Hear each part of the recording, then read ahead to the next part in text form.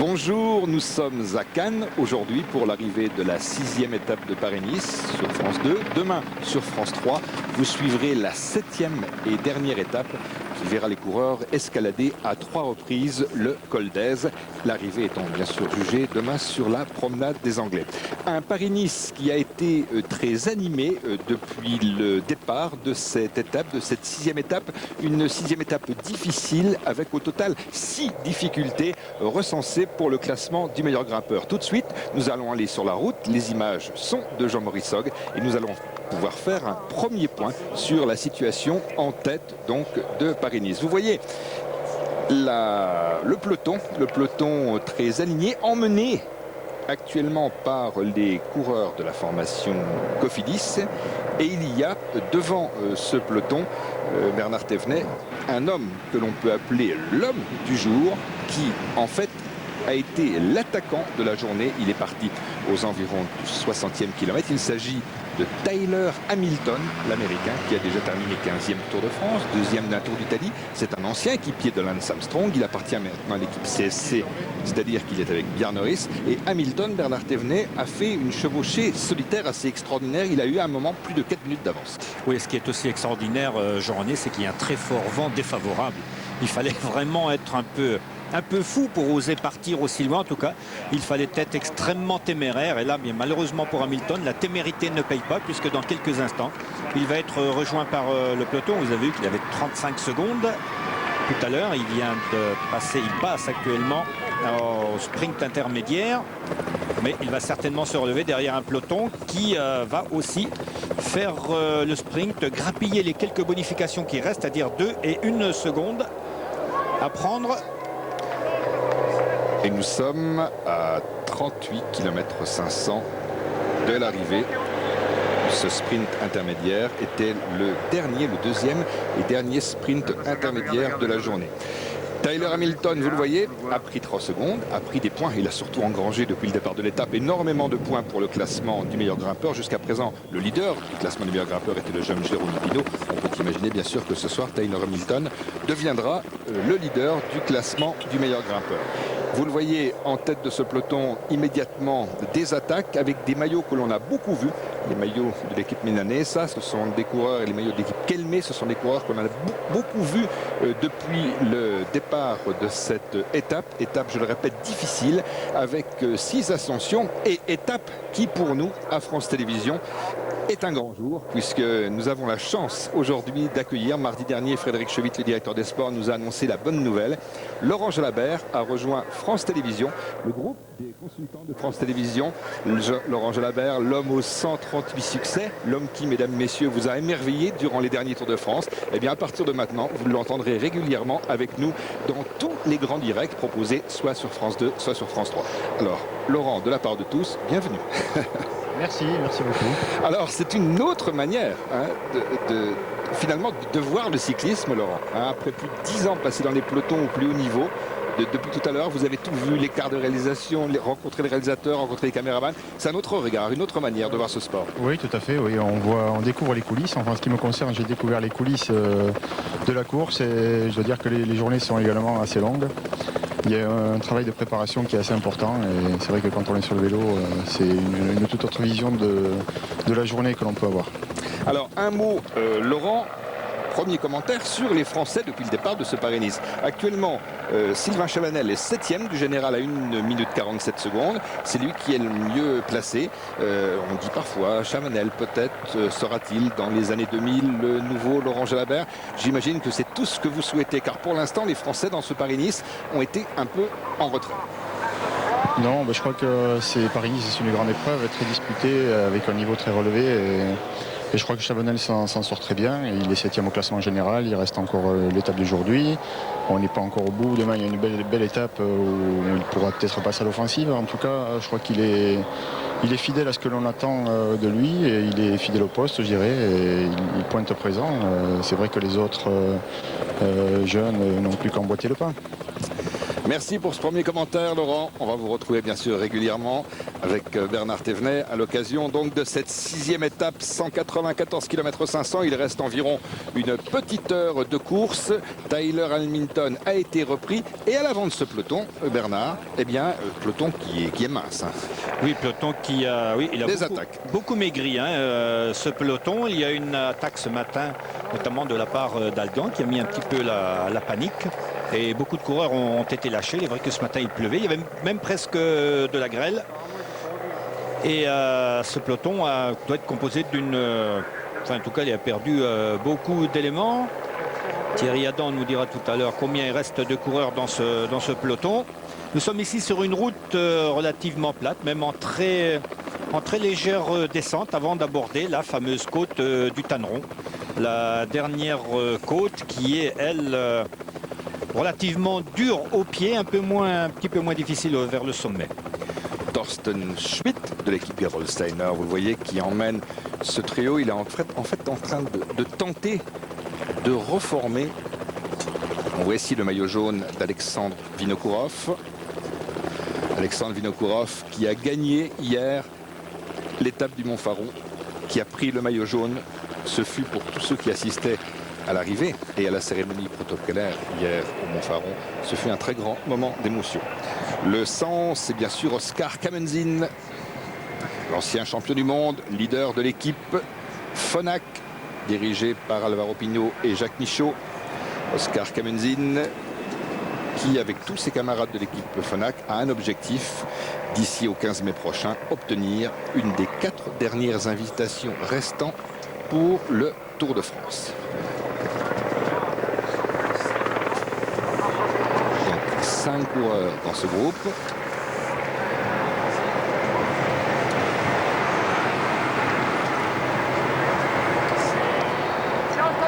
Il y a, vous le voyez, Kamenzin avec son 211. Il y a Ronnie Smith qui est dans ce groupe. Thorsten Schmidt.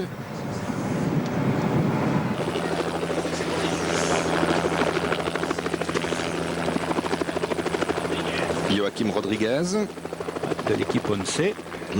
Équipe Once qui, on l'a vu, très active depuis le départ ce matin. Il faut dire qu'au classement général, les coureurs d'équipe Once sont bien classés. Michael Zaravetia est 2e, Jörg Jaksch est 4e, Perez 13e, Serrano 14e. Serrano qui était tout à l'heure un des attaquants, car derrière Hamilton, un tandem s'était constitué, Serrano-Yecker, rejoint ensuite par Sébastien Joly et Jens Voigt. Mais tous ces coureurs ont donc progressivement été repris par le peloton. Alors avec ce peloton et avec la tête de ce peloton, Thierry Adam sur la motomaîtrise. Bonjour Thierry. Oui, bonjour messieurs, au pluriel bien évidemment, puisque vous êtes 3 maintenant sur la ligne d'arrivée, dans des conditions météo bien plus favorables que ce matin, puisque c'est vrai qu'il a beaucoup plu pendant les 50 premiers kilomètres et qu'il est tombé une averse de grêle. Il ne reste donc plus que 67 coureurs dans ce peloton, dans ce que l'on appelle maintenant le peloton maillot jaune d'Alexandre Vinokourov. Beaucoup de coureurs ont été, nous ont-ils dit, surpris par le froid, tétanisés, à l'image tout à l'heure du petit Miguel Martinez ou encore d'Eddie Seigneur qui sont parmi ceux qui ont abandonné. Il y a eu aussi pas mal de chutes, une petite dizaine, une victime, Moncoutier, David Moncoutier, le grimpeur de l'équipe Cofidis, bien malheureuse, et le mot n'est pas assez fort cette semaine. David Moncoutier, heureusement plus de peur que de mal, mais qui a tout de même touché le genou dans un accrochage avec Bobby Julich, le coéquipier de Vinokourov, et comme il avait un peu mal au genou, il a préféré abandonner la course après 60 km. Maintenant, les choses sérieuses vont commencer dans la bagarre au maillot jaune, puisqu'il y a une coalition. D'un côté, l'équipe Once avec l'équipe Milanezza, aidée aussi par les Kelmé, ce sont les Espagnols. De l'autre côté, on peut dire que l'équipe Team Telecom est bien aidée aujourd'hui par l'équipe Cofidis de Francis Van Landerzel. Merci Thierry, vous évoquiez le temps Thierry. Ce matin au départ à Toulon, il faisait 5 degrés, ce qui est quand même une température assez inhabituelle à cette époque sur la Côte d'Azur. Maintenant c'est vrai que les conditions sont meilleures, notamment il ne pleut plus. Vous avez vu qu'il y avait Benoît Poilvet, le jeune coureur de l'équipe agricole qui figurait dans ce groupe. L'équipe Once toujours présente. Avec le 106, c'est-à-dire Joachim Rodriguez. Joachim Rodriguez, ouais. Devant lui, c'est donc Kamenzin. Si je regarde les notes depuis ce matin, c'est le 5e coureur de l'équipe OMC qui se retrouve dans une échappée ou dans un contre. Et aussi le 191.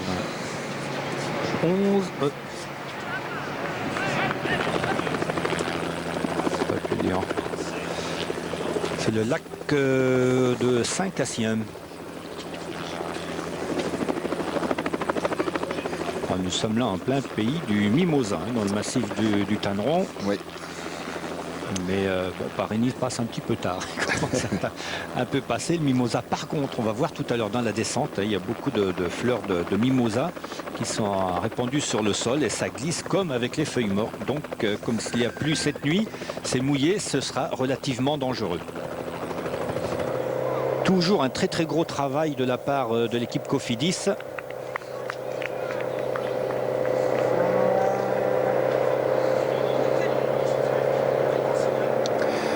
Pendant que la situation est relativement stable avec le groupe des 5 dont nous avons donné la composition et ce peloton au sein duquel travaille l'équipe Cofidis essentiellement, l'équipe Brioche Le Boulanger également, vous voyez ici Emmanuel Magnin, eh bien je vous propose d'écouter le leader de la course, le porteur du maillot jaune. Il s'agit du Kazakh Alexandre Vinokourov. Alexandre Vinokourov qui a vécu mardi dernier un drame, on peut le dire, car Andrei Kivilev était son ami, ils étaient arrivés en France ensemble, avaient habité à Saint-Étienne ensemble. Ensuite, ils sont passés professionnels avec tous les deux une certaine réussite. Et puis malheureusement, il y a eu cette chute et cet accident mardi et le décès mercredi matin de Andrei Kivilev. Hier, Alexandre Vinokourov a eu une réaction extraordinaire d'homme en allant gagner au sommet du Mont Faron et ensuite en franchissant la ligne et en recevant les différents maillots, il est redevenu l'ami de Kivilev, celui qu'il n'oubliera jamais. Je vous propose d'écouter Alexandre Vinokourov, c'est extrêmement émouvant. C'était vraiment dur cette semaine, depuis mercredi. C'était un choc, toujours le choc, mais bon, je ne pouvais pas accepter que lui, il est pas là toujours.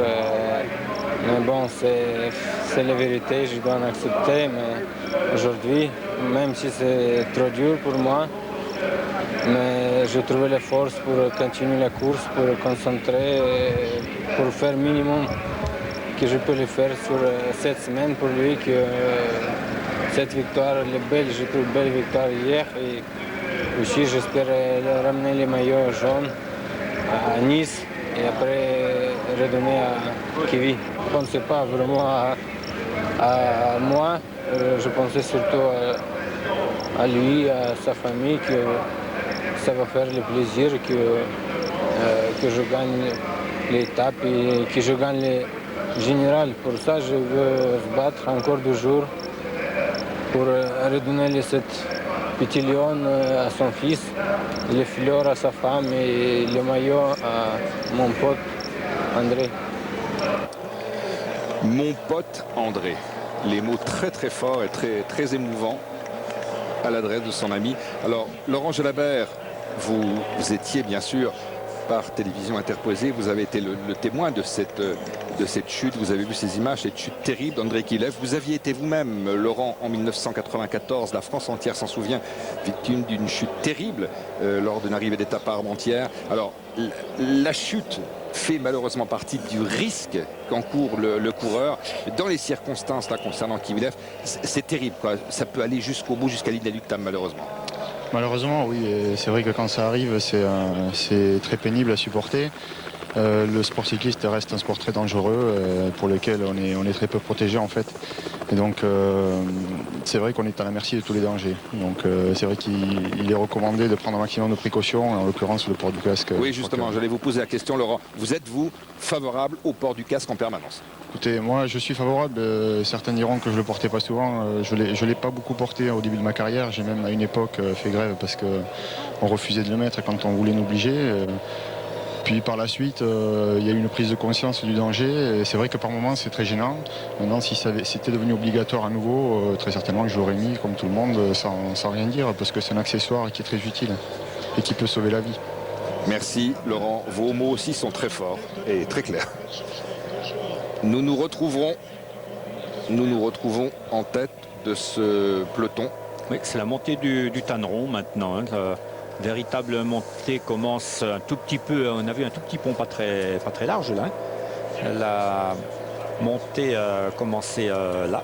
Et ici, on va entrer dans le plus dur du massif du Tanneron. De cette montée du Tanneron, le sommet sera un petit peu moins dur.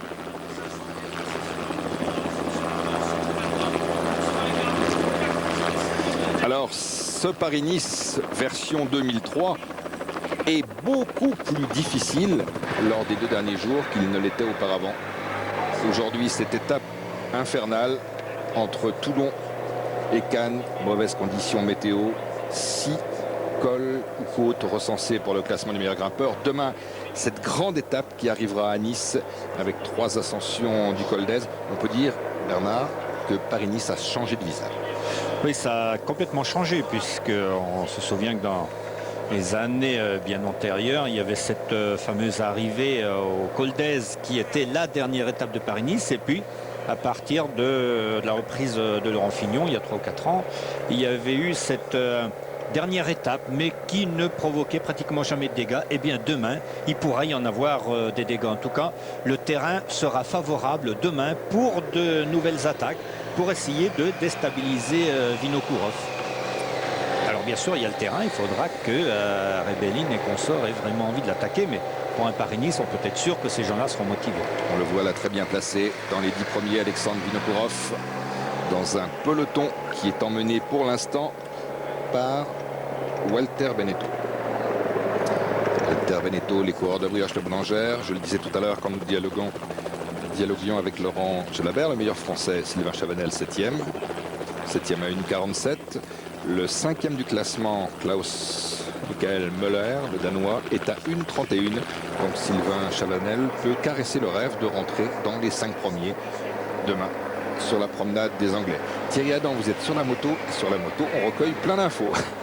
Oui, c'est l'arrivée juste simplement avec Francis Van Landersdel, puisqu'on a vu l'équipe Cofidis emmener le peloton pour revenir notamment sur Tyler Hamilton. Francis, c'est prévu aujourd'hui que l'équipe Cofidis va faire la course devant pour essayer de gagner l'étape. Effectivement, on essaie de faire le maximum en hommage à André Kivilev. Ça nous paraît normal que l'équipe reste mobilisée par rapport à André, parce qu'on voudrait effectivement pouvoir remporter une étape. On a cru qu'on allait surtout travailler dans un premier temps pour David Moncoutier. Hélas, David a chuté un peu lourdement et s'est quelque peu abîmé le genou, mais il n'y a rien de grave d'après ce que j'en sais. Donc pour l'instant, on a continué notre train pour essayer justement de faire en sorte de mettre peut-être Nico Matan dans des bonnes dispositions, car c'est vrai que Nico fait partie des éléments pour aujourd'hui et pourquoi pas pour demain. Merci Francis, qui va retrouver un de ses coureurs qui vient d'être lâché, de même que Tyler Hamilton qui a été lâché dès les premières montées du Tanneron, alors que le coureur de l'équipe Cofidis malheureusement qui a été lâché, c'est justement Nico Matan. De nouvelles accélérations en tête du peloton avec le coureur de l'équipe Kelmé. J'ai l'impression que c'était encore Latassa. On va attendre de le voir un peu plus près. Qui a pris quelques longueurs, vous le voyez.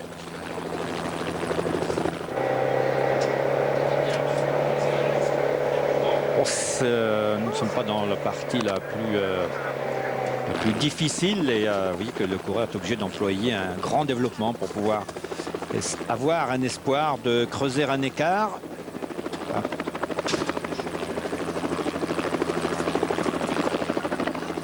Qui sortent l'un après l'autre. Ça c'est avancé bien sûr.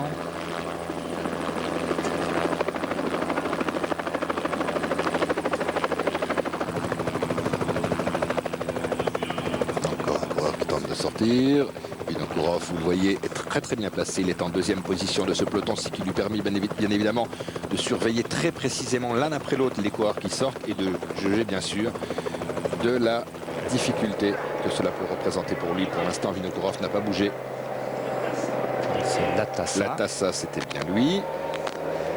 Il y a derrière un coureur, Yecker et Rodriguez. Fabien Yecker, qui revient devant. Il était déjà devant tout à l'heure. Et Fabien Yecker a passé, par exemple, en 3e position au sommet du col de Bourrigail.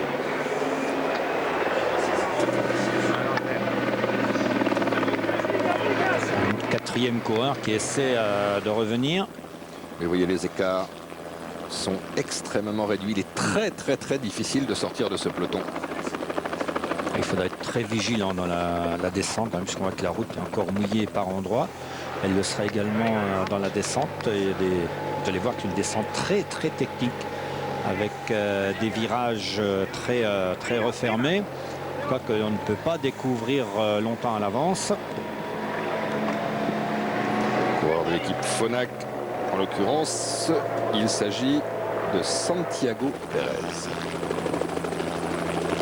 Dans le peloton, on se regarde, hein, pour le moment. C'est la porte ouverte là. Mais il faut en profiter immédiatement. Il est bien placé, hein, Vinokourov. Vous avez vu, il peut tout contrôler, il a l'œil. Ah ouais, de toute façon, il a 8 concurrents maximum à contrôler. Les autres sont à plus de 2 minutes. Il a certainement... Ça, c'est Udo Bolz. Udo Bolz qui a quitté Télécom et qui a rejoint l'équipe Gerolsteiner. Inusable, Udo Bolz. Vous voyez que les coureurs avaient froid ce matin. Ils s'étaient protégés. Voilà, les images parlent. C'est paradoxal, hein, mais dans le sud de la France, aujourd'hui, c'est pratiquement là où il fait le moins chaud. Vous voyez ce vieil Udo. Ça, c'est un guerrier. Le nombre de kilomètres qu'il a parcouru en faveur de Jan Ullrich est impressionnant. Jan Ullrich, justement, parlons-en. Alors, l'équipe Cost, l'équipe allemande Cost, pour laquelle Jan Ullrich a opté, n'a pas obtenu pour l'instant le feu vert de l'Union cycliste internationale pour reprendre les compétitions. Vous savez qu'il y a des problèmes de salaire qui n'ont pas été honorés. Et alors, on commence bien sûr de plus en plus à parler d'un départ de Jan Ullrich de l'équipe Cost. Alors, il y a pour l'instant des contacts avec Quick-Step, c'est-à-dire l'équipe de Patrick Lefevere, avec Phonak, l'équipe d'Alvaro Pino et de Jacques Michaud, contacts avec Phonak qui sont, paraît-il, assez avancés, puis des contacts qui auraient repris avec l'équipe CSC.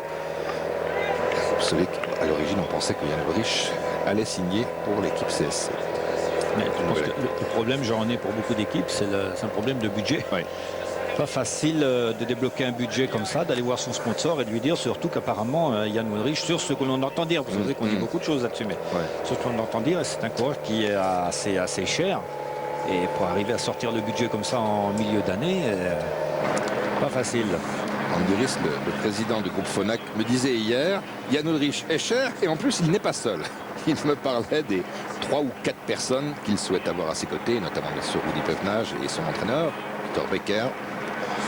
Donc, affaire à suivre sur l'avenir de Jan Ullrich. Alors que le 165, c'est-à-dire Laurent Lefebvre, rejoint également le groupe de tête. La course est très débridée. Hein. C'est Diaz de Serio qui s'est lancé de l'équipe Euskaltel. Il s'est lancé à la poursuite de ce groupe de tête. C'est... je pensais que c'était Udo Bolz qui reculait, mais non, ce n'est pas ça. Autant pour moi, c'est Sanchez. Samuel Sanchez. Et non pas Diaz de Serio.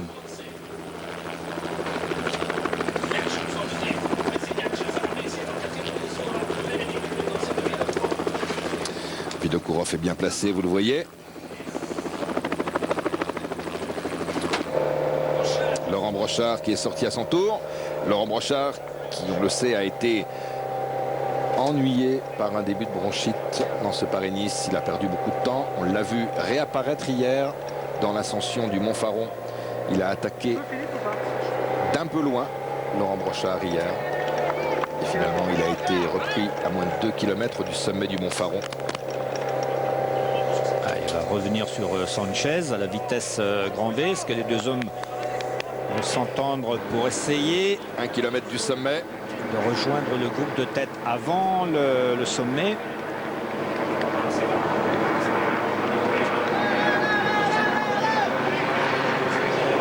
découvert. Venu à l'avant, alors qu'il semble bien que Udo Boltz n'a pas réussi à faire la jonction. Ouais, j'ai pas l'impression. Laurent Brochard qui fait un gros effort. Il y avait un coureur tout à l'heure là devant Sanchez. Et voilà, Udo Boltz. Il n'a pas réussi à faire la jonction. Ça ne va pas être facile de s'accrocher derrière la route de Brochard. Apparemment, Sanchez n'a pas réussi à s'accrocher derrière Laurent Brochard. Mais Boltz, lui, a pris la route Brochard. Regardez l'état de la route, il est moyen. Le sommet est un peu moins pentu, alors on arrive un peu plus à s'accrocher, mais néanmoins, Boltz avait certainement senti revenir Brochard et Sanchez. Il avait levé un peu le pied pour pouvoir accrocher la roue. C'est un gros effort, Laurent Brochard. Oui, Laurent Brochard qui fait un bel effort qui devrait lui permettre de rejoindre le groupe de tête. Ah oui, mais le peloton n'est pas loin.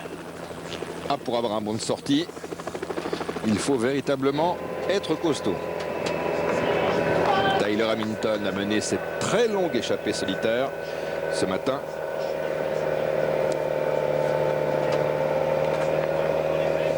Alors, en Brochard, la détermination de Brochard qui est devenu, bien sûr, maintenant le deuxième leader de l'équipe AG2R avec Yann Kirsipou. Yann Kirsipou n'est pas sur Paris-Nice. Laurent Brochard est donc le leader de Vincent Lavenu. Et pour Laurent Brochard, pour Kirsipou, pour Lavenu, il y a un objectif, comme pour beaucoup d'autres équipes. C'est bien évidemment le rendez-vous du 15 mai prochain où seront attribuées les 4 dernières wildcards, les 4 dernières invitations pour participer au Tour de France début juillet. Kirsipou qui n'a pas pris part à Paris-Nice, mais qui a préféré aller faire les 3 jours des Flandres. Et bien lui en a pris, puisqu'il a remporté une étape et le classement général. Thierry, j'imagine que toutes ces accélérations en tête ont provoqué des dégâts dans le peloton, enfin dans ce qui restait déjà du peloton. Ouais, c'est exact, le peloton qui perd élément sur élément car on est dans un rythme infernal. Et là c'est Frank Van Den Broek qui à l'entrée juste sur le sommet vient d'être lâché, de même que le petit Jérôme Pinault, auteur d'un Paris-Nice remarquable et qui porte toujours le maillot de meilleur grimpeur. Tout à l'heure on avait perdu Sandy Cazard, le coureur de la FDJeux.com, une ascension qui a été montée à un rythme infernal, comme hier d'ailleurs la fin du Faron, et toujours avec le même homme, Laurent Brochard, dont les résultats cette semaine sont un peu en dents de scie parce qu'il a, comme beaucoup de coureurs, eu quelques soucis d'allergie, en tout cas les bronches un peu prises. Par exemple ce matin le sprinter Petaki n'a pas pris le départ, malade aussi dans une équipe face à Bortolo, décimé cette semaine par justement des problèmes gastriques. Et là on est dans la descente, derrière un peloton lancé à vive allure à plus de 70 km/h. Oui Thierry.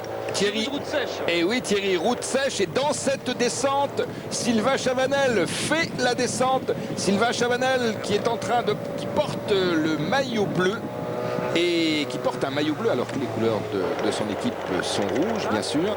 Et Sylvain Chavanel dont fait actuellement la descente sur un rythme, vous le disiez, très rapide. Offensive de Sylvain Chavanel qui est actuellement, rappelons-le, le Français le mieux placé, 7e du général à 1,47. Il me disait ce matin, Sylvain, l'objectif c'est au moins de rentrer dans les 5 premiers. Eh bien ce qu'il fait en ce moment entre à coup sûr dans ses plans.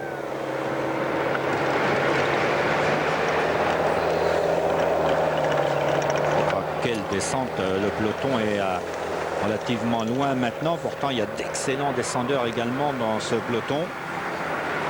Alors Laurent Jalabert, voir Sylvain Chavanel descendre à cette vitesse, j'imagine Laurent, premièrement ça vous impressionne et que deuxièmement vous pensez que c'est bon signe. Oui, c'est bon signe. Je crois que c'est bien compris que c'était une descente qu'il fallait absolument mettre à profit pour essayer de s'échapper. Il y a une petite échappée qui est partie devant et je crois qu'il a des qualités de descendeur suffisamment bonnes pour essayer de prendre quelques mètres d'avance et d'éviter comme ça une arrivée groupée. Mais ceci dit, c'est quand même une descente extrêmement dangereuse aujourd'hui puisqu'elle est par endroits sèches et par endroits mouillés, avec du mimosa notamment par terre. Donc lui que l'on appelle Mimosa, je crois qu'il faut qu'il se méfie un petit peu quand même. Il faut qu'il fasse attention. Exactement. Non. On voit les passages là au sommet du Tanneron, deuxième catégorie, sous sa Barbosa, Perez. Et la Tassac, maintenant.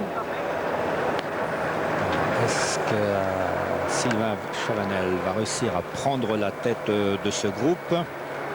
Alors on est maintenant dans une portion de léger faux plat, hein. Ça dure pendant 2-3 km, mais après il y aura de nouveau une plongée impressionnante sur Pégomas. Intéressant pour les coureurs. Regardez, le ciel s'est éclairci. Il était ce matin très chargé, plafond nuageux très bas. Et bon, il y a encore des nuages, certes, mais quand même les conditions météo sont meilleures. C'est vrai qu'il y a des endroits où la route est encore humide, encore mouillée, donc éventuellement glissante. Mais les conditions sont quand même nettement meilleures que ce qu'on a vu ce matin.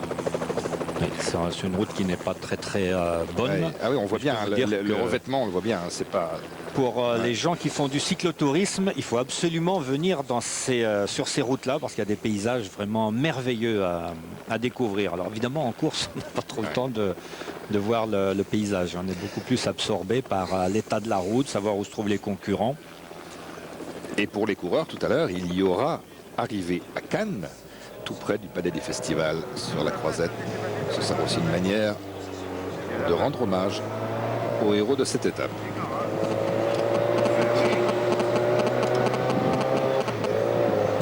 On sent bien aussi la Tassin. Hein, comme le faisait remarquer Laurent tout à l'heure, c'est une alternance d'endroits qui sont très bons, excellents, avec d'autres endroits, d'autres passages qui eux sont beaucoup plus risqués.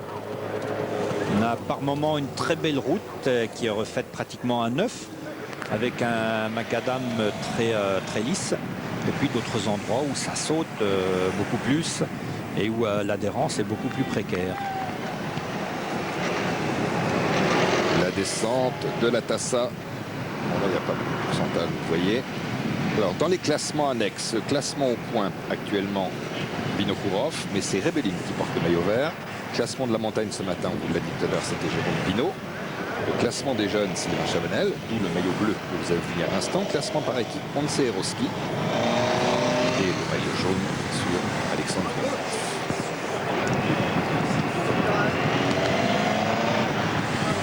Quelques passages encore, hein, vous avez vu, quelques passages humides juste dans la trajectoire. Donc être extrêmement attentif dans cette descente, comme dans toutes les descentes d'ailleurs, mais il y a certains moments on a la chance d'avoir avec des virages qui sont beaucoup moins fermés, que l'on devine beaucoup mieux, où le sol est vraiment égal partout. Alors ici à tout moment il faut faire attention parce qu'il peut y avoir un piège en sortie de virage. Alors la Tassa, vous le voyez, est très longiligne. Il vient juste d'avoir 29 ans puisqu'il est né le 14 février. Et il était l'année dernière 84e du Tour de France.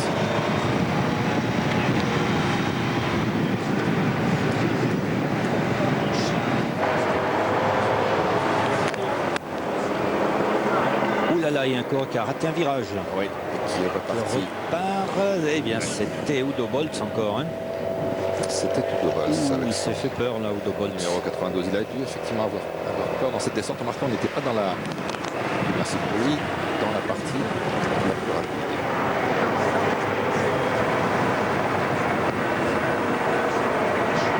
Il faut être extrêmement vigilant dans cette descente, très attentif. Vous avez la madame qui l'ouvre.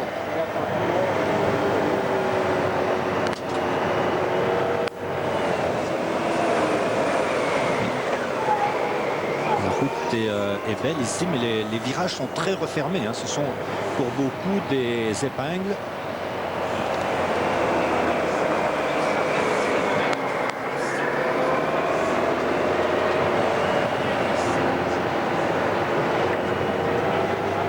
C'est intéressant de voir au pied de cette descente exactement la situation, de faire un point, les écarts, voir exactement si Sylvain Chavanel est en train de réussir une belle opération.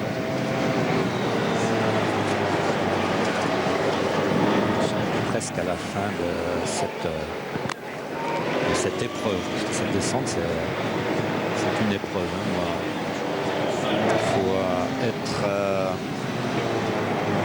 Il faut mieux avoir conservé beaucoup de réserves. Il faut être très lucide. Sinon, on perd énormément de temps, on prend plus de risques et on perd plus de temps.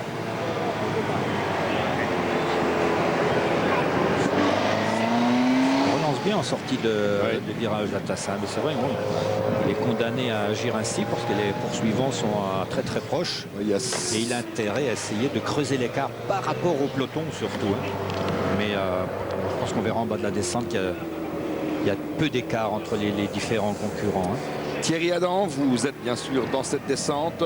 Pour l'instant, rien, pas de chute, par celle tout à l'heure qu'on a vu de Wolf qui s'est rapidement relevé. Pas d'incident à noter, Thierry.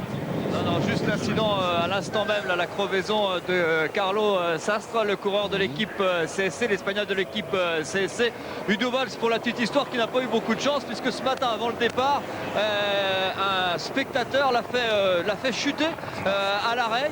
Le spectateur a glissé avec ses chaussures et il a fait tomber Udo Valls juste avant le départ, qui n'a dû son salut qu'à une barrière et un autre spectateur qui était là pour le relever, sinon il aurait pu se faire très mal. Comme quoi on peut tomber à l'arrêt dans une descente. C'est juste pour la petite anecdote, on est dans cette descente, elle est effectivement bonne parce que le sol est rarement humide, juste à quelques endroits où il y a des arbres, et les virages s'enchaînent bien, ce qui fait qu'il ne devrait pas y avoir beaucoup d'écart entre les premiers et celui qui est en 50e position, puisqu'on peut estimer que le peloton doit se résumer à 50 coureurs. Oui, Thierry, nous revenons donc au bas de la descente. Nous sommes à un peu plus de 15 km de l'arrivée et cela va nous permettre de faire le point. 1, 2, 3, 4, 5 coureurs. Il y a là notamment Sylvain Chavanel et Laurent Brochard dans ce groupe.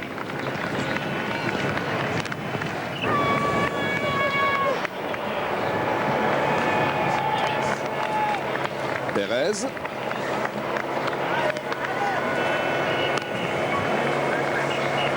Voici Pérez. Barbosa. Il y a du monde. Traverse de jolies localités. Traverse Pégomas. Oui, c'est le panneau sur la gauche qui indique arrivée 15 km. Très précisément 15 km de l'arrivée. On voit roue dans roue David Rebellin et Alexandre Vinokourov, les deux premiers du classement général. Alexandre Vinokourov qui est actuellement 3, 3, 6, 1, 7e position du peloton.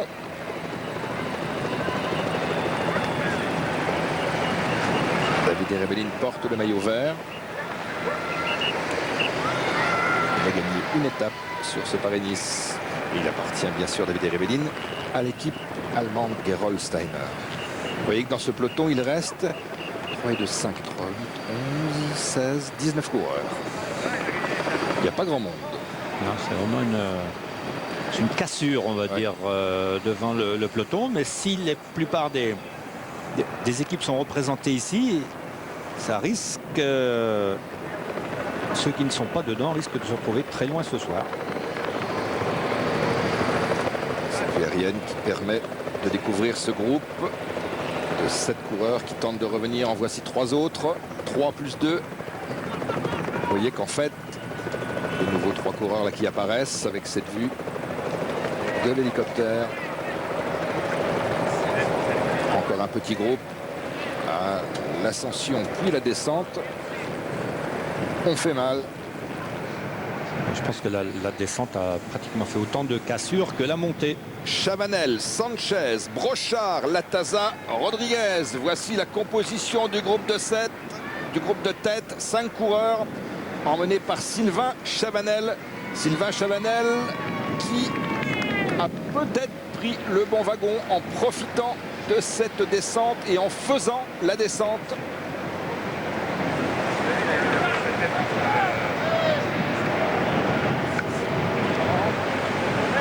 Il faut savoir comment on va s'entendre dans ce groupe. Pour l'instant, on voit que Chavanel est très motivé puisqu'il a sauté instantanément dans la roue de Laurent Brochard puisqu'il y avait un trou. Évidemment, il ne faudrait pas que les deux Français soient les seuls à effectuer le travail. Laurent Jalabert, Laurent Jalabert, vous m'entendez Oui, bien sûr. Oui. Vous suivez avec attention, avec passion même probablement ce final d'étape. Et Sylvain Chavanel est peut-être dans le bon wagon là, Laurent. Ah là, il est dans le bon wagon, il n'y a plus de doute. Avec Laurent Brochard et les deux coureurs espagnols, trois même, puisqu'ils sont trois espagnols. Malheureusement pour l'avenir de l'échappée, je crois que le coureur de l'équipe Once ne va pas relayer. Oui. Puisque ça ne fait pas le jeu de Zarabetia et de Yakche qui est voilà, quatrième. ce qui est un peu regrettable, on voit que l'écart est très faible et je pense qu'on peut envisager un regroupement. Il y a quand même beaucoup de kilomètres effectués encore de plaine et notamment le bord de mer avec vent de face jusqu'à l'arrivée, ça va être très difficile de tenir. Mais cela dit, Laurent, vous devez être content de voir Chavanel agir de cette manière. C'est ce qu'il faut faire, un jour ça payera. Mais je crois que c'est le leader de la jeune génération. Ouais. Il montre la voie. Je crois qu'il est largement suivi par ses confrères du même âge. C'est un garçon, bon, on lui demande beaucoup peut-être d'un coup. Et je crois qu'il faut être un petit peu indulgent, lui laisser un peu de temps. Il a beaucoup de talent. Il a besoin aussi d'apprendre de ses erreurs. Et pour cela, il faut qu'il en commette quelques-unes. Le peloton, vous avez vu il y a un instant les écarts apparaître sur l'écran. Les écarts effectivement ne sont pas importants, 15 secondes, 32 secondes. Et il n'y a plus de difficulté. Cette étape a été très accidentée dans, disons, pratiquement les trois quarts du parcours. L'équipe milanesa qui courait avant pratiquement exclusivement dans les épreuves espagnoles et portugaises, que l'on voit beaucoup depuis le début de Paris-Nice. Ils sont très actifs. Oui, ils sont très actifs. Ils avaient un coureur qui était intercalé, qui était Sousa et qui s'est laissé rejoindre pour venir prêter main forte à ses coéquipiers. Vous savez, Bernard, que pour devenir un jour Sylvain Chavanel, plus encore Laurent Jalabert, eh bien, Bernard Thévenet a gagné 2 Tours de France, eh bien, il faut rejoindre la Fédération française de cyclisme. Regardez ce petit clip avec Florian Rousseau, champion olympique, champion du monde de piste.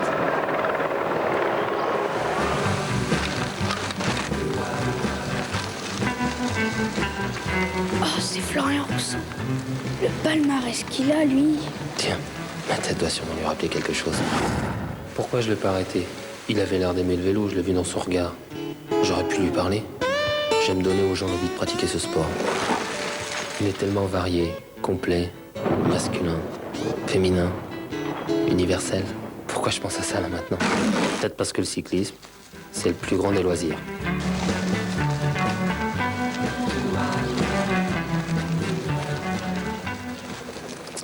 « 2600 clubs à la Fédération française de cyclisme. On a vu Florian Rousseau. Les championnats du monde sur piste auront lieu cette année en Chine.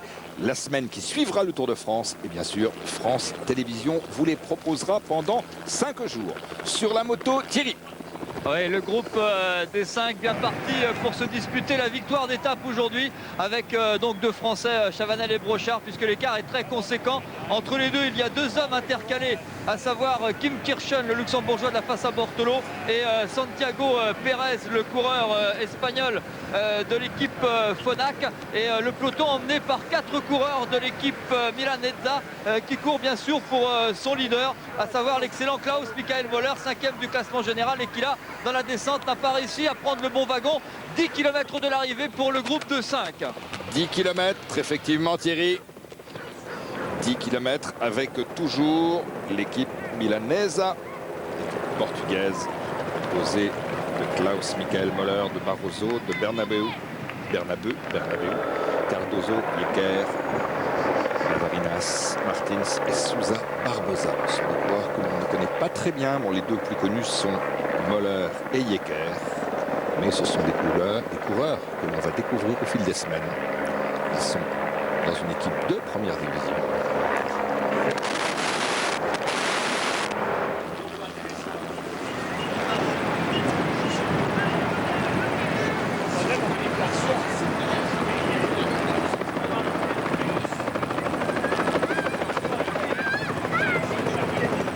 Secondes, hein, l'écart commence à grandir. Il y avait 15 secondes tout à l'heure avec les poursuivants et 32 avec le peloton. Il y a maintenant 39 secondes.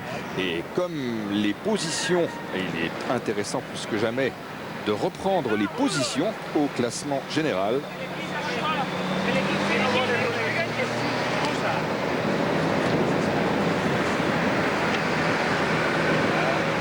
résiste bien, hein, ces 5 hommes par rapport à la chasse emmenée par l'équipe Milanezza. Bernard Vinokourov, deuxième, Zarabetia, 43 secondes. Rebellin, 54 secondes. Yakche, 55 secondes. Moller, 31. Gustov, 41. Sylvain Chavanel, 7e, 47. Attention, 39 secondes. Hein. Tout à l'heure, je parlais d'une place pour rentrer dans les 5 premiers du général. Eh bien, pour l'instant, virtuellement, il y est. Sylvain. Allez, Sylvain, c'est un joli combat pour lui-même, pour affirmer bien sûr sa position de leader de cette équipe Brioche La Boulangère, pour aider cette équipe Brioche La Boulangère à conquérir elle aussi une invitation pour le Tour de France, pour le prochain Tour de France. Jalabert disait tout à l'heure que Sylvain était jeune, qu'on lui demandait peut-être un peu trop, qu'il y avait peut-être un peu trop de pression. C'est vrai, mais c'est vrai que le public et les journalistes parfois sont un peu impatients. Le ton, vous voyez, véritablement très réduit. Il y a de sacrés écarts hein, pour certains coureurs. Il ne reste pas grand monde hein, dans le peloton. Et malgré les efforts pourtant fort bien conjugués de l'équipe Milanezza, l'écart est encore conséquent. Hein. Ils sont 4 à faire un contre-la-montre par équipe depuis un moment. Hein, c'est pas exagéré. Oui, parce qu'ils ne sont pas gênés par d'autres coureurs qui viendraient éventuellement mettre le frein. Fabien. Fabien Decker. Bosse beaucoup, tout comme Souza Barbosa.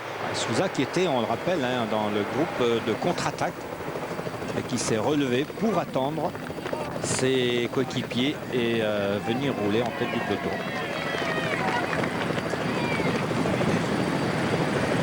Au bord de mer, dans quelques instants.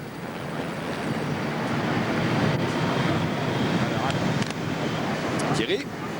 Oui, 2 mots sur le groupe de 5 que nous allons laisser pour attendre le peloton. D'abord, les relais de Sylvain Chavanel sont très impressionnants. Tout à l'heure, il a même réussi à disloquer le 30 groupe. Secondes, Thierry, 30 secondes d'écart. Il a disloqué le groupe en 2. À noter que dans ce groupe de 5, et Laurent Brochard est venu lui dire, Rodriguez, l'Espagnol de la Once, ne prend aucun relais. Il reste toujours en 5e position. C'est son choix, Laurent Brochard lui a dit. Il s'est excusé, estimant qu'il avait des coéquipiers mieux classés au classement général à protéger. Mais Sylvain Chavanel fait beaucoup de travail. J'oserais dire, mais je ne suis pas ex-coureur cycliste, beaucoup trop. Peut-être, mais c'est un peu comment, c'est tout à fait normal hein, que Rodriguez ne roule pas. Puisqu'il, s'il roulait, il menacerait les places au classement général de ses 2 coéquipiers, Yakche et Zarabetia. Donc ce serait bien sûr très mal vu au sein de l'équipe Once. C'est d'ailleurs toujours très mal vu de n'importe quelle équipe. Les belles images que vous de la mer. Les vagues que vous propose Jean-Marie Sog, qui dirige le dispositif. Alors, il semble que le vent soit un petit peu moins violent que tout à l'heure. Hein. À midi, il y avait un vent vraiment très très fort au bord de mer. Il semblerait que ce vent soit un peu moins violent, un peu moins gênant. Alors, Klaus Michael Moller de la Milanezza est 5e à 1,31. Ses coéquipiers se battent pour lui permettre de conserver cette place de 5e par rapport à Sylvain Chavanel, car il faut le rappeler, au fil des semaines, au fil des épreuves, quelle que soit leur importance, il y a comme ça des coureurs qui participent à des épreuves qui n'ont pas un grand renom. C'est pas le cas de Paris-Nice bien sûr, et dont l'objectif est toujours de grappiller des points pour les fameux classements UCI, classements individuels et bien sûr classements par équipe qui permettent ensuite d'entrer soit dans les GS1, les GS2 ou les GS3 et d'obtenir les accès directs dans les grandes épreuves. Les directeurs sportifs doivent, vu la formule actuelle, avoir en permanence en fait une calculette pour voir les conséquences de chaque place et de chaque résultat de leur coureur sur le classement soit individuel soit par équipe. Et il est évident que pour l'équipe Milanezza par exemple, la 5e place de Klaus Michael Moller, classement général de Paris-Nice, est une bonne opération. Alors qu'on voit Laurent Brochard là qui... Et que l'écart remonte, Jean-René. 35 secondes maintenant. 35 secondes, c'est bon signe, c'est une bonne opération. C'est très très bon signe, surtout lorsque l'on lutte contre une équipe. Ça veut dire que l'équipe Milanezza est en train de baisser et que malheureusement elle sera peut-être relayée par une autre. Enfin, on dit malheureusement pour les hommes de tête, bien sûr. Laurent, ça tourne à la bonne opération là pour Sylvain Chavanel. Ouais, je crois que là, c'est quand même pas mal parti. Maintenant, je veux dire, tout le monde se livre au maximum dans les derniers kilomètres. Il faut dire aussi que ça a été une étape très difficile, avec des conditions météo qui étaient vraiment pas bonnes. Et je pense que tout le monde est à la rupture, aussi bien devant que derrière. À la différence que les coureurs qui sont à l'avant ont la motivation de la victoire au bout. Et ceux qui sont derrière, à un moment donné, risquent de se résigner en voyant surtout l'écart augmenter, comme c'est le cas actuellement. L'équipe Milanesa qui mène toujours en tête de ce peloton. Je vous rappelle qu'après Paris-Nice, tout à l'heure sur France 2, vous pourrez bien sûr retrouver Patrick Knaf pour les internationaux de France de gymnastique. Demain, il y aura Stade 2, juste après 18 h, avec Christian Prudhomme. Et dans Stade 2, Christian vous proposera un dossier sur les risques du métier. Et puis il y aura ce soir, bien sûr, tout le sport aussi sur France 3 avec Céline Géraud, France Télévisions, et France 2, France 3, les chaînes du sport.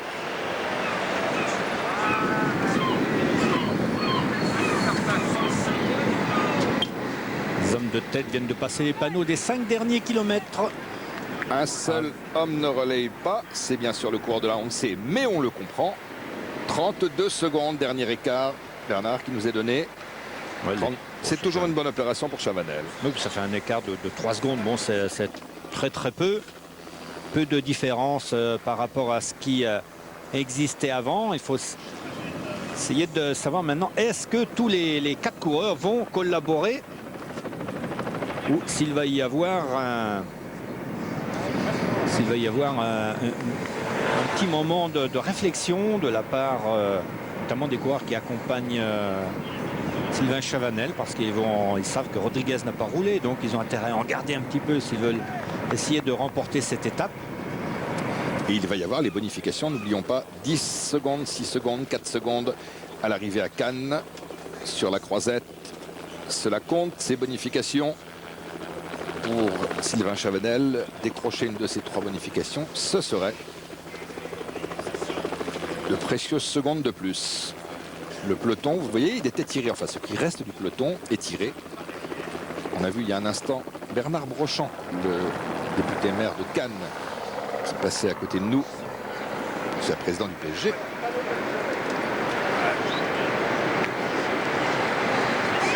Énormément de travail, Sylvain Chavanel. 4 km en bord de mer.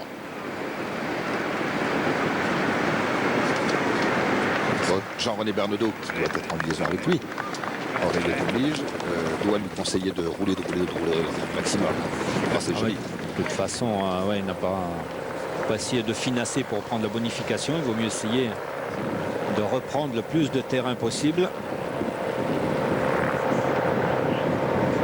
Vinokourov, mais finalement il aura passé une journée relativement voilà, à cause du mauvais temps. Il aura peut-être passé une mauvaise journée, mais ses adversaires ne lui auront pas trop fait puiser dans ses réserves aujourd'hui.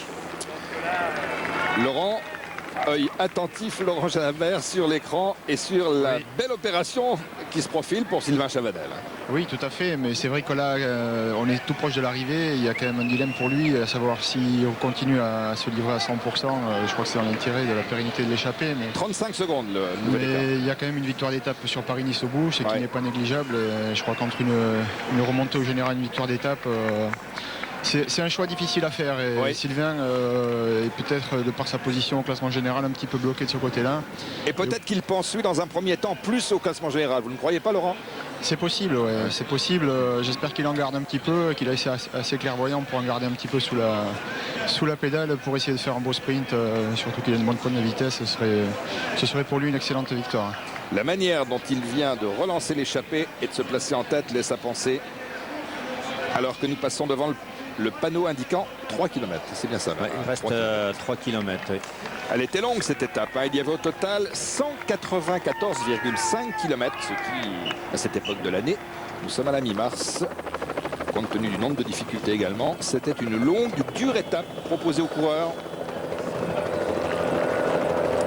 Dans une semaine, ce sera Milan-San Remo. Nous sommes à l'avant-dernière étape de Paris-Nice. Et demain, après-midi, je vous le rappelle, sur France 3, nous vivrons en direct le final avec cette grande étape qui comporte 3 ascensions du célèbre Col d'Èze. peloton très étiré qui roule. Les coureurs de Gerold Steiner qui font rouler maintenant. L'écart apparemment est toujours inchangé entre les hommes de tête et le peloton. De nouveau les Milanesa qui reprennent la tête. Ah, il va y avoir un petit coup de main de l'équipe Phonak également. Et c'est oui, c'est toujours Sylvain Chavanel qui est obligé de faire l'effort. 30 secondes entre les échappés et le peloton. Évidemment, les compagnons d'échappée de Sylvain Chavanel n'ayant, eux, pas d'ambition au classement général, vont prendre le risque de rouler un peu moins fort, prendre le risque de retour du peloton. Mais il leur faut absolument rester un peu sur la défensive. Il leur faut récupérer maintenant pour essayer de remporter cette étape. En tout cas, Rodriguez, là, a une bonne chance de pouvoir essayer de sortir au kilomètre, hein, parce qu'il n'a pas fait beaucoup d'efforts. On rappelle que le vent est plutôt de face, donc les coureurs qui se sont exposés à l'avant de cette échappée ont dû faire énormément plus d'efforts que les autres. On se regarde beaucoup.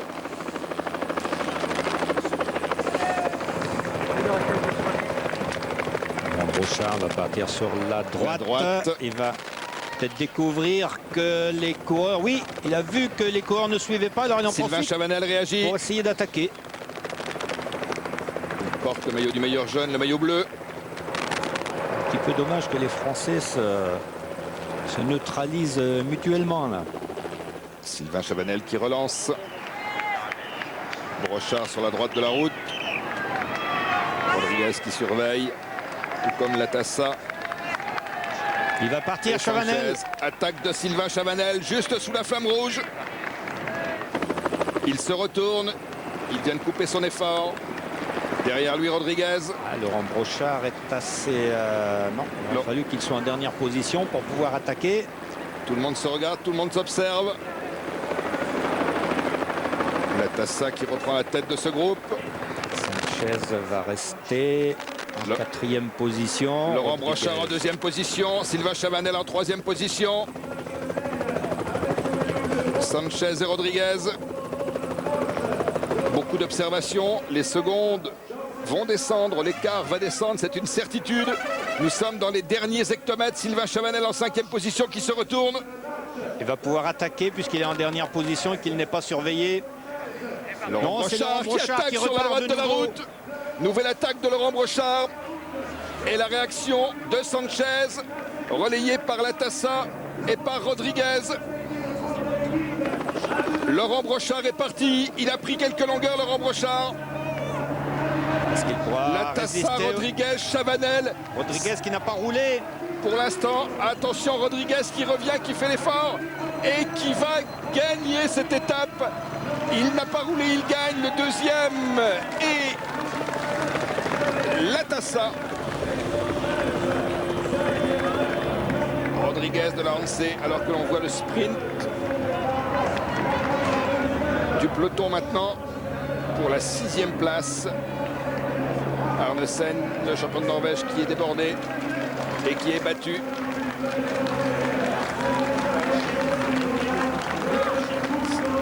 C'est Chef qui a pris la 6e place. On revoit l'arrivée. Laurent Brochard, Rodriguez, vous le voyez. Laurent Brochard à ce moment-là se rend compte. Peut-être Laurent Brochard est-il parti de trop loin. Probablement même. Il avait l'occasion pour partir à ce moment-là. Il y avait un trou. Il en a profité. Je pense que c'était difficile pour lui d'envisager autre chose. Il a espéré que Latassa ne reviendrait pas. Et Latassa est revenu. C'est lui qui a ramené.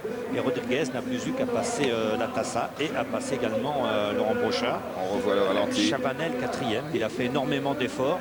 Il était difficile de faire mieux.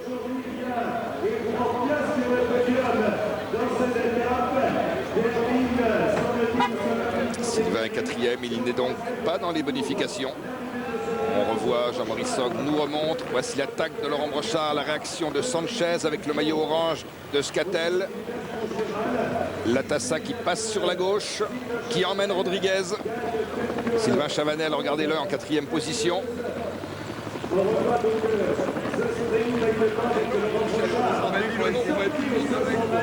Chavanel qui avait vraiment mal aux jambes. Vous avez vu qu'il était bien placé dans la roue de Rodriguez, mais il n'a pas réussi à le suivre au moment du sprint. Voilà, Rodriguez, quand il fait l'effort, il est impérial, il faut rappeler bien évidemment, mais c'est la loi de la course, hein, que Rodriguez n'a pas mené pour faire vivre cette échappée de 5. Il n'a pas mené bien tout simplement parce que ses leaders, Zarabetia était 2e du général et Yakche 4e. Donc ce n'était pas à lui, bien évidemment, de permettre à Sylvain Chavanel de creuser l'écart et de se rapprocher au classement général. Donc Rodriguez a fait son travail d'équipier et il a ensuite profité de sa vélocité pour venir remporter cette 6e étape longue de 194 km 500 qui partait ce matin de Toulon. Voici la confirmation du classement. Rodriguez, Latassa, Brochard, Sylvain est 4e, Sanchez 5e. Ensuite Kirchen, Hoy, Arlesen, Richard Virenque 9e qui était dans le sprint. Il y a 22 secondes. 22 secondes. Donc Sylvain Chavanel n'a pas pris de bonification. Il a donc pris 22 secondes. Ce qui veut dire au classement général, il était à 1,47. Il vient donc à 1,25 et il est 5e du général. C'est bien ça, Bernard. Il a pris la 5e place du général. Il devient 5. Il devient 5e. Alors nous allons retrouver Laurent Jalabert. Laurent qui doit être content, hein, Laurent, alors que vous êtes à côté de Rodriguez. C'est un maillot que vous connaissez bien, le maillot de la ONCE. Vous parlez très bien l'espagnol, vous êtes complètement bilingue. Vous avez vu Chavanel prendre des risques. Et vous avez le sourire, on comprend. Oui, non, je suis un peu déçu pour les Français. C'est vrai qu'on aurait aimé une victoire française, mais la victoire de Rodriguez, qui a été très opportuniste, est également la bienvenue. Je crois que l'équipe ONCE est une équipe qui travaille beaucoup. Donc ce que je voulais savoir, c'est un petit peu s'il était satisfait de sa journée, s'il pensait... moi, on imaginait au départ que l'équipe ONCE allait lancer une grande offensive pour mettre Vinokourov en difficulté. Apparemment, ça n'a pas été le cas. Et ils ont plutôt visé les victoires d'étape, donc ce sera ma question. A ver si pensábamos que la ONCE iba a plantear un ataque en bloque para desbancar a Vinokourov y por lo visto no es lo que ha pasado. Te has ido a la escapada para intentar buscar la victoria de etapa solamente. ¿No habéis buscado la victoria por la general? No, bueno, estamos buscando nosotros eso también, ¿no? Intentar mandar gente hacia adelante. Lo hemos probado con Marco Serrano en el penúltimo puerto y conmigo en el último para, pues un poco para eso, ¿no? Intentar que, llevando gente delante y eso, que luego puedan atacar los líderes como Zarrabita y Yaxi y tengan una ayuda por delante, porque sabemos que cuando ellos arranquen no podíamos estar con ellos. Il dit qu'ils ont essayé d'attaquer de loin avec Serrano notamment en début d'étape, mais que bon, ensuite il a essayé un petit peu sur la fin et pour essayer de provoquer un regroupement à l'avant avec ses leaders, mais bon, ils ne sont pas arrivés, donc il a profité de l'opportunité pour décrocher une belle victoire. A ver, ¿qué piensas que mañana pueda pasar en esta etapa? Pues creo que mañana va a haber muchísima guerra, ¿no? Desde el primer puerto, ya que el Gerolsteiner está muy fuerte, nosotros creo que también estamos muy bien y bueno, pues el líder también está muy bien, pero parece ser que no tiene tan buen equipo quizá como nosotros o Gerolsteiner, ¿no? Aparte siempre correr en Francia siempre se sabe que se va siempre a tope y mañana con el Col d'Es casi de salida se va a hacer posiblemente la etapa más dura de todas las que llevamos. Apparemment, je pense que demain on va avoir du spectacle parce qu'ils ont tous l'intention d'attaquer Vinokourov. L'étape est très propice et aussi bien l'ONCE que Gerolsteiner, son humble avis, pense pouvoir être en mesure de le faire capoter. Donc voilà, nous verrons demain. Merci. Gracias. Gracias. Enhorabuena. Gracias. Merci Laurent et merci bien sûr à Rodriguez que l'on revoit gagner cette étape. Une belle victoire, là on sait d'ailleurs depuis le début de la semaine obtient de bons résultats, de bonnes places sur ce Paris-Nice. Zarabetia 2e du général, Yakche 4e, Rodriguez vainqueur d'étape aujourd'hui. On revoit les derniers hectomètres avec Laurent Brochard qui est peut-être, la question sera intéressante à lui poser, peut-être parti un peu tôt, et Rodriguez qui n'avait pas participé à l'échappée, ce qui était normal compte tenu de sa position d'équipier de Zarabetia et de Yakche. Eh bien Rodriguez qui vient donc gagner cette étape où Sylvain Chavanel a terminé 4e, c'est-à-dire en dehors des bonifications. Voici le nouveau classement général et la confirmation. Vous le voyez, Vinokourov, Saravitia, Rebellin, Yakche et Sylvain qui est maintenant dans les 5 premiers. C'était un vrai objectif pour lui, nous l'avait dit ce matin au départ. Eh bien, premier objectif atteint. Est-ce que Laurent Jalabert nous entend toujours? Laurent? Oui, oui, je vous entends. Alors, Laurent, c'était votre première journée, Laurent? Oui, première course de la saison. Et c'était franchement un vrai plaisir pour nous. Laurent Jalabert, c'est un plaisir partagé, rassurez-vous. J'ai pris beaucoup de plaisir à suivre l'étape en direct et à voir un petit peu comment ça se met en place avant et après. Donc c'est très sympa, c'est quelque chose qui me plaît beaucoup également. Ah bah c'est bien, c'est prometteur pour les semaines et les mois qui viennent, notamment bien sûr dans la perspective du Tour de France. Vous voyez sur le podium Bernard Brochant, le député maire de Cannes, et Philippe Delbord, le directeur de Phonak, qui félicite Rodriguez, le vainqueur d'étape.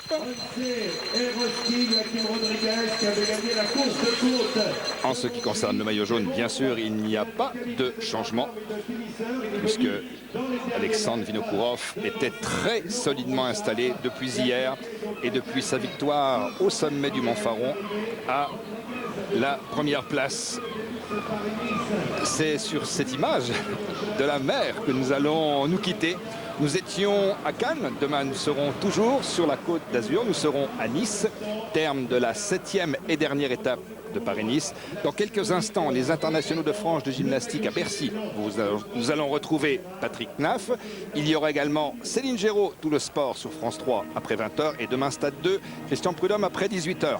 Au revoir Laurent Jalabert, merci, à demain. Au revoir Bernard Thévenet, merci et à demain. Au revoir à tous, merci, à demain sur France 3.